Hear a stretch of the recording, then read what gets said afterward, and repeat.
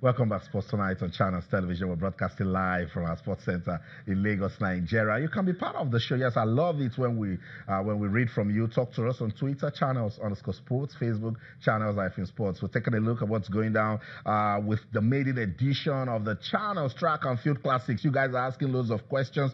Keep those questions coming. I'm going to give you answers. And even when we don't have the time on this program to answer you, I will go back and we'll sit down and we'll give you all of the information that you need, because we're putting this one together for you. It's all about grassroots sports development. We're also taking a look at the development of sports in Edo State. We're trying to get Godwin Dudu-Orume.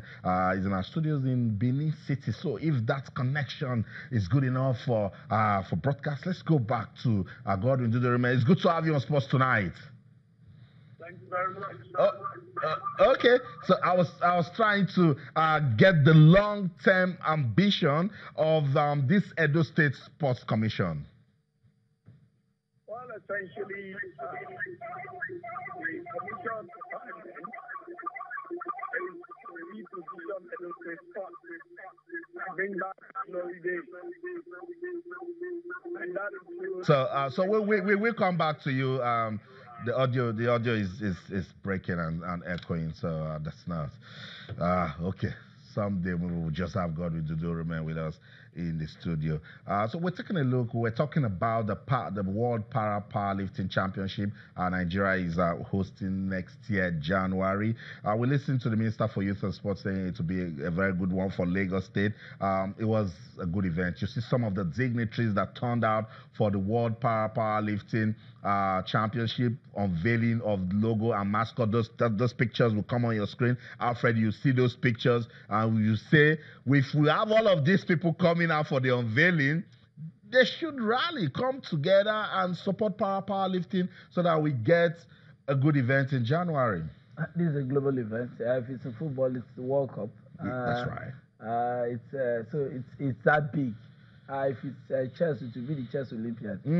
So this is Paralympics. And our Paralympians also. Yeah, you have to make these guys proud. I'm sure these guys will be proud of what they've been able to do for all of us. How they've represented us well, carried themselves. And we've not heard stories, the usual stories. That will just kind of dampen whatever achievement they've had. They have a president that is very active. That's right. The athletes are clean, no doping issues. No doping issues. So that makes these guys are really ambassadors of this country, and so they deserve to be supported. This is a global showpiece. We have visitors from around the world. Our athletes have visited elsewhere in the world, and they've been taken care of. So we expect that the same kind of hospitality. Alfred, when an international body agrees to give you hosting right, it means they trust you. They believe that you are a major player in the sport. We cannot afford to disappoint. No, we definitely cannot, and that's why the relationship between the powerlifting organizers and Lagos State being, when it comes to sports tourism, we know what Lagos State have been able to do in terms of sports tourism. So many events here. They have the experience in hosting global events. And these guys, now that it's in Lagos, Eko is for sure. So we don't expect it to fail. It needs all the support it can get. And now that all of the big wigs, those who really back the sports are here, we expect to have a good outing. That's right. So that's it. Chairman of the Lagos State Sports Commission right there, Kweku Tando. You have the Minister for Youth and Sport.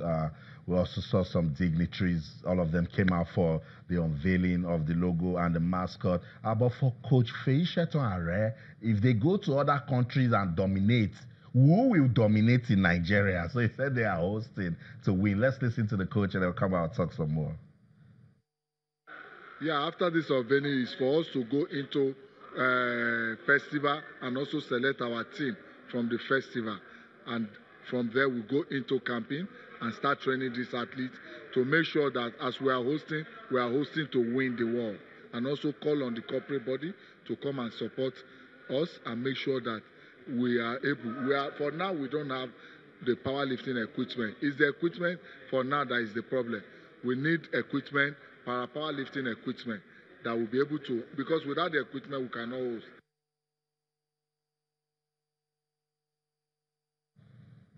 So Coach Are is still saying the same thing. We need the equipment. If those equipments don't come, what are we hosting, Alfred? So those equipment should come around. Nigeria can put together the support we need to make that equipment come so that we can have this championship. We can do that. We know that when it comes to improvisation, it can't come better than us. So it comes with planning. This event was not scheduled for yesterday. I mean, one would have thought that this equipment would have come much earlier than this.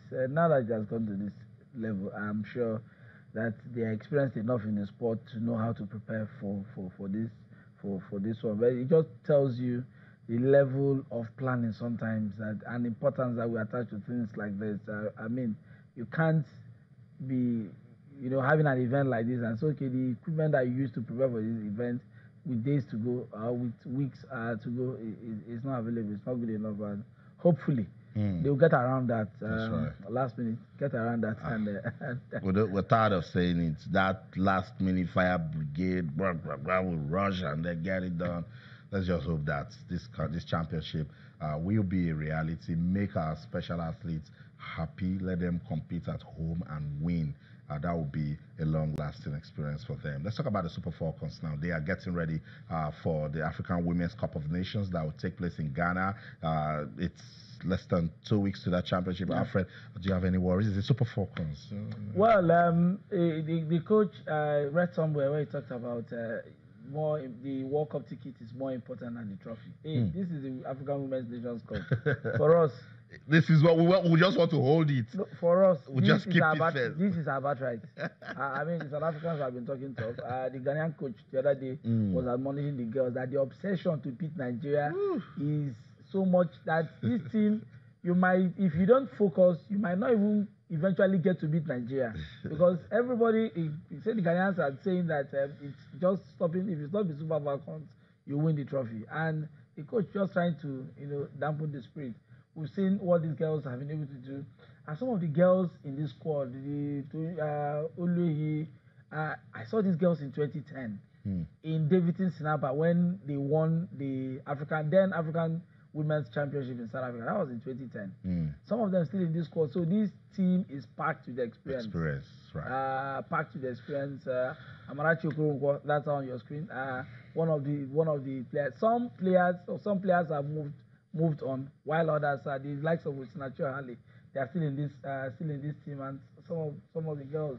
So hopefully they will acquit themselves very well and do what you've called your birthright and win Africa. No, for the African Women's Nations Cup, it's our birthright. Okay, Alfred, I must say thank you so much for pleasure. stopping by. Always a delight to have you around. Let's go listen to some members of the Super Falcons talk about their preparation for the African Women's Cup of Nations. And when we come back, Babatunde Ogushiku will join us. We'll play some chess, so don't go anywhere. Stay. No panic, no tension, because we have good players who are capable to do what they have to do. We have even the young ones who just joined the team and also more of the home base. I mean, it's nothing scary about Ghana, but it's going to be a tough competition because Africa as a continent, football, has actually gone beyond what it was 2-3 years ago. So it's going to be competitive, but no panic for the Super Falcons. We know the preparation was not that early, but I believe with the training and the concentration and all that we've been taught, I believe going to Ghana, we are coming back with a trophy. So that's it. The Super Falcons, they're staying focused. They're ready. With the Super Falcons, come on, no cause for alarm. Eight-time outcome winners, and they're going to Ghana with all of the talent and the experience that Alfred mentioned. Now, I think I'm rooting for the Super Falcons to win their 9th African Women's Cup of Nations title in Ghana. Yeah, I'm rooting for them. Oh, yes. Don't even ask me. I'm in Nigeria and I'm rooting for the Super Falcons. Okay.